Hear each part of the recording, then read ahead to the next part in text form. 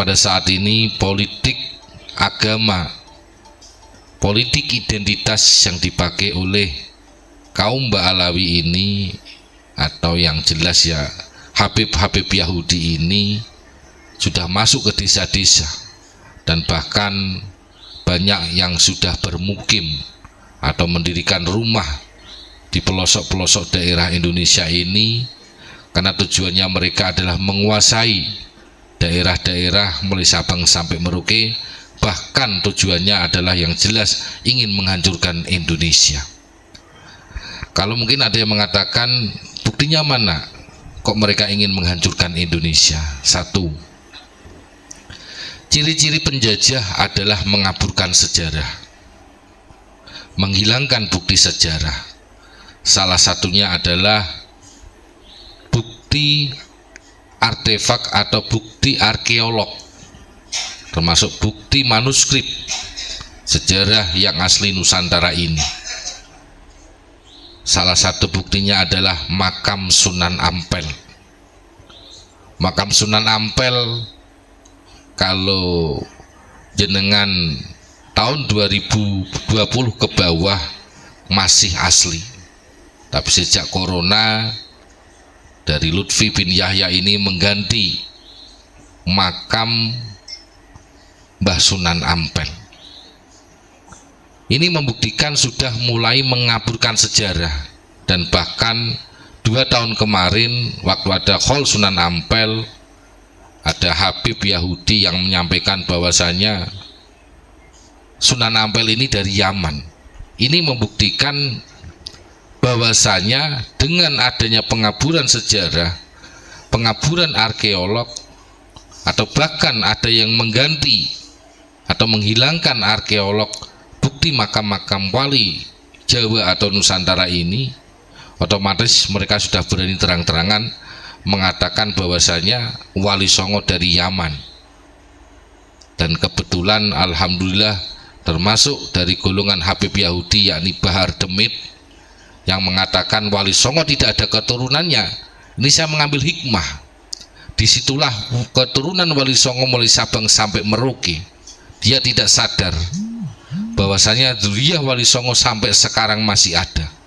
Tetap ada yang meneruskan perjuangan dan jejak keilmuannya. Dan saat ini dipelopori oleh Abiyah Mamaghfir Al-Bantani untuk menggerakkan seluruh kiai-kiai para gus yang ada di Indonesia ini, karena bagaimanapun juga para kiai, para gus, lora, ajengan ini semuanya adalah dzurriyyah Wali Songo dan kerajaan yang ada di Nusantara ini. Tetapi mereka tidak punya malu. Ketika sudah menghina Wali Songo, mereka datang ke makamnya Sunan Ampel. Tujuannya mencari muka, biar mencari simpatik. Tetapi masyarakat Indonesia sekarang sudah cerdas.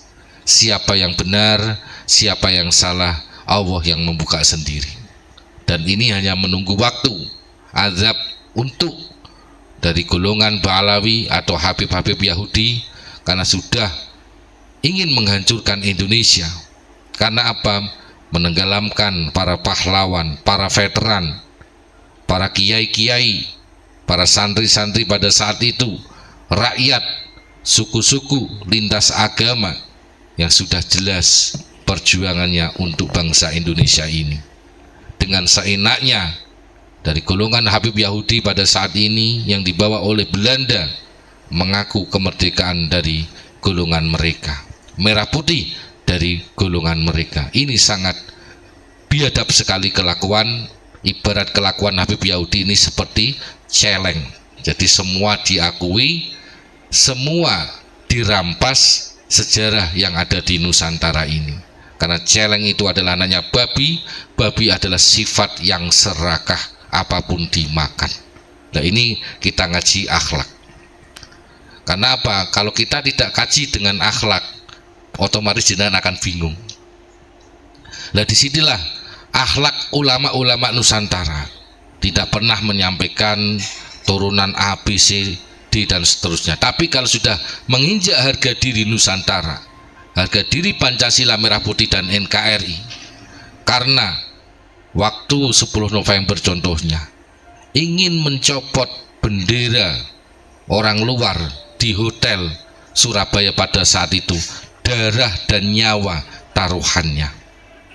Ingin mengibarkan bendera merah putih pada saat itu, darah dan nyawa taruhannya, bukan sebagai hadiah bangsa Indonesia ini. Saat ini Indonesia jelas gemah ripah loh Jinawi. Dengan seenaknya mereka dengan mengatasnamakan durian Nabi, tapi ternyata palsu. Inilah rakyat Indonesia pada saat ini harus warah dan wajib marah, karena mereka jelas menipu rakyat Indonesia mulai Sabang sampai Merauke.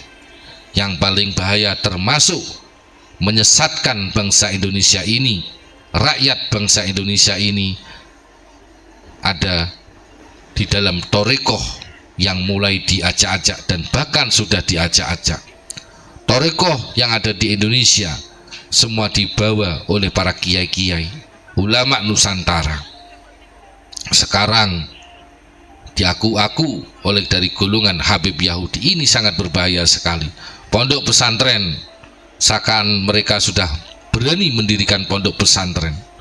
Mereka sudah berani mengakui bahwasanya para Habib Yahudi ini mencetak para kiai-kiai. Mereka sudah berani mengatakan kalau tidak percaya dengan Habib atau dzurriyyah Rasul, berarti ilmu dari kiai-kiai ini akan runtuh, Indonesia akan hancur dan lain sebagainya.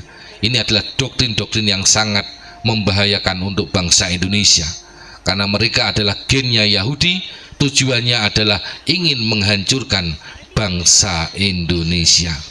Mulai sekarang kita jangan pernah untuk mengundang Habib-Habib Yahudi di setiap pengajian. Jangan pernah untuk mengundang sholawatan, karena mereka sudah merubah acara sholawatan yang ada di Nusantara ini, terkhusus di Jawa Tengah. Jawa Tengah sekarang banyak buat bisnis sholawatan, ada yang 100 juta, 80 juta. Yang baru-baru muncul Habib-Habib Yahudi ini dengan tarif 15 juta, 20 juta. Ini sangat berbahaya, karena Kanjeng Nabi tidak pernah mengajarkan untuk jual sholawat. Ini yang pasti.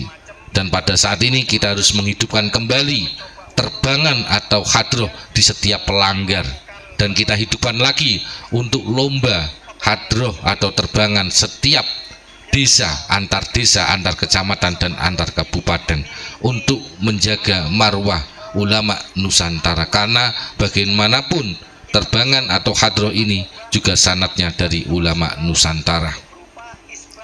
Mereka menyusup di NU, tujuannya ingin menghancurkan NU.